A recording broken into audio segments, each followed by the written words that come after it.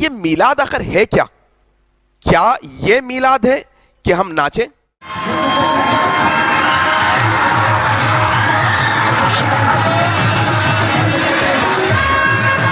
کیا یہ میلاد ہے کہ ہم موسیقی لگائیں، میوزک لگائیں، ڈی جے لگائیں؟ اللہ لو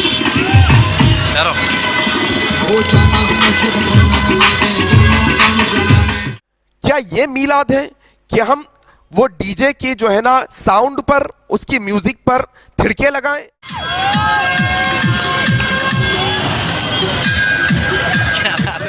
کیا یہ میلاد ہے کہ عورت اور مرد ایک ہی بازار میں خلط ملط ہو جائیں؟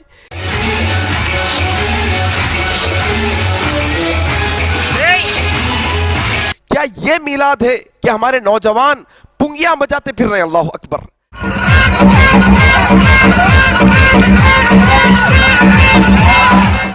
کیا یہ میلاد ہے کہ ہمارے نوجوان آٹو کے اور بائک کے اسٹنٹ کرتے پھر رہے ہیں؟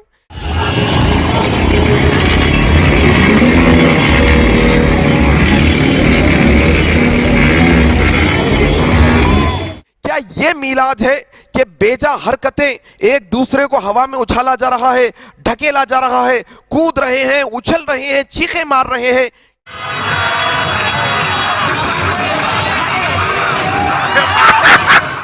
میلاد آخر ہے کیا اس سب چیزوں کے اندر؟ یہ بات سمجھ نہیں آئی۔ آؤ انشاءاللہ یہ بہت ذمہ داری کے ساتھ ایک بات میں آپ کے سامنے اب کرنے لگا ہوں۔ آخر یہ سب بے جا حرکتوں کے، یہ سب بے ہدہ حرکتوں کے ذمہ دار کون ہے؟ آخر کس نے یہ نوجوانوں کو یہ بات پہ ابھارا کہ راستے جام کرو؟ کس نے نوجوانوں کو یہ بات پہ ابھارا کہ جو ہے نا ڈی جے لگاؤ؟ جس طریقے سے غیر مسلمان گنیشوں کے جلوس نکالتے ہیں بڑی بڑی لاریوں کے اندر،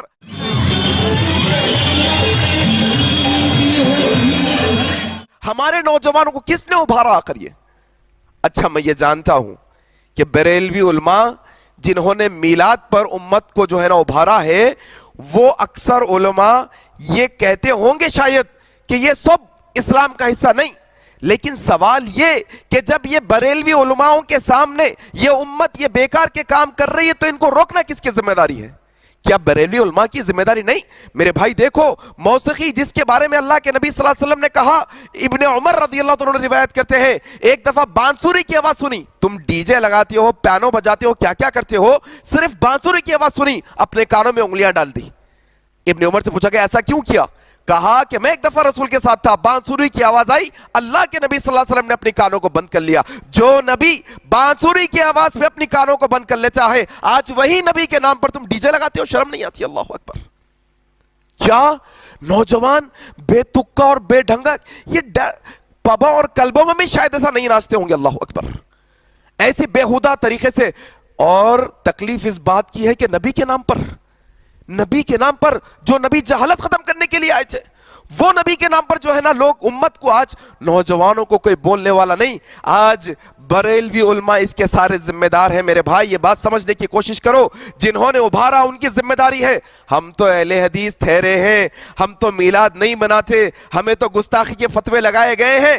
جاؤ، اگر تم عاشق رسول ہو تو تمہیں چیلنج ہے، کیا یہ عاشق رسول کا ایک جو ہے نا رویہ ہوتا ہے کہ سڑکوں پر اس طرح سے ناچے جاتا ہے جس طرح سے نوجوان ناچ رہے ہیں؟ ان کو روکنا کس کی ذمہ داری ہے؟ اہل حدیثوں کی ذمہ داری ہے۔ اہل حدیثوں نے اس نے ابھارا ہے ناچنے پر۔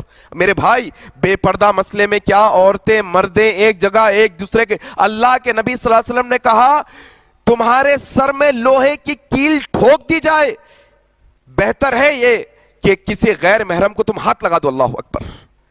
یہ اللہ کے نبی کی فرامین ہے میرے بھائی۔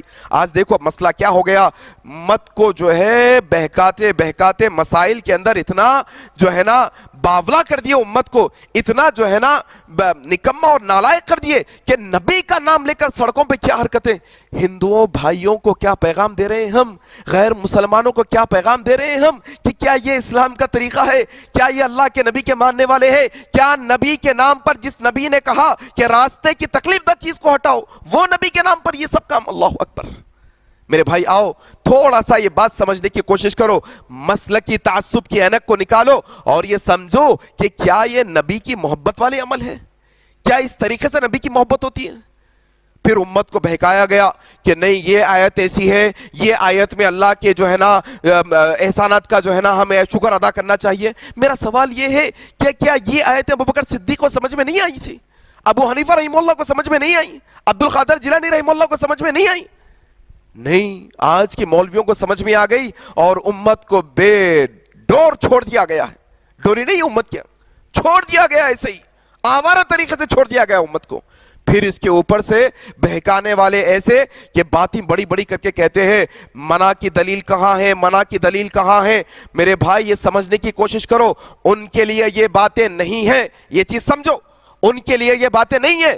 جو سرکش ہیں, جو ضد پر اڑے ہیں, جو سمجھنا نہیں چاہتے, یہ باتیں میں ان کے لیے رکھ رہا ہوں جو اپنی آخرت کی فکر کرتے ہیں. یہ باتیں میں ان کے لیے رکھ رہا ہوں جن کو یہ یقین ہے کہ کل قیامت کے دن اللہ کے نبی سے ہمارا اور آپ کا آمنا سامنا ہوگا.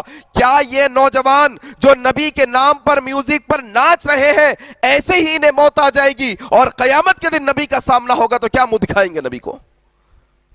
کیا لائق ہے ہم نبی کو منہ دکھانے کے؟ اللہ اکبر. میرے بھائی یہ بات سمجھو, منع کی دلیل پر بات کر رہا تھا. منع کی دلیل کہاں, منع کی دلیل کہاں, یہی رٹ لگائے بیٹھے ہیں. یہ بات سمجھ جاؤ کہ اسلام وہ ہے جو اللہ کا فرمان ہے, اسلام وہ ہے جو نبی کا فرمان ہے, اسلام وہ ہے جو صحابہ کا عمل ہے. ایک اور مسئلہ دیکھو آپ, آج میلاد النبی کا مسئلہ امت کے ہاتھ سے نکل چکا ہے, علماؤں کے ہاتھ سے نکل چکا ہے یہ مسئلہ, اب ہاتھ میں نہیں علماء کے. ہم ہیں, چھوڑ دو بھائی, اہل حدیث تو اہل حدیث سے چھوڑ دو اس کو.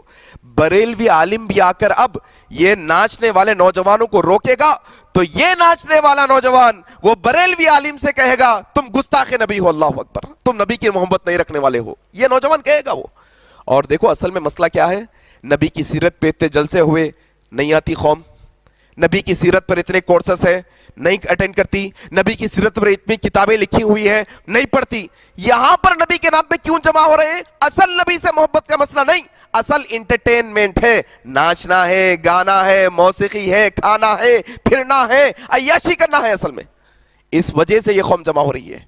اور یقین جانیے میں اہل حدیث ہونے کے ناطے میں یہ بات بڑی ذمہ داری سے آپ کے سامنے یہ کر رہا ہوں, اللہ نبی کے نام پر یہ جو بیکار کام ہو رہے ہیں ہم اس سے بری ذمہ ہے. اللہ ہم نے کبھی کسی کو نہیں ابھارا ایسا کرنے پر.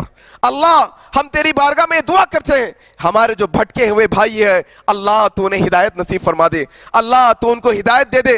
اور یہ بات بھی ہم کہتے ہیں اللہ جو تیرے نبی کے نام پر, تیرے چہیتے پیارے رسول صلی اللہ علیہ وسلم کے نام پر جو حرکتیں یہ جو میلاد کے نام پر ہو رہی ہے, اللہ ہم اس سے بری ذمہ ہے, اللہ ہم اس کے ذمہ دار نہیں. اس کے ذمہ دار وہ علماء ہیں جنہوں نے ابھارا ہے امت کو اس پر, ہم نہیں. اللہ اور کل قیامت کے دن میلادی بھی آئیں گے, غیر میلادی بھی آئیں گے.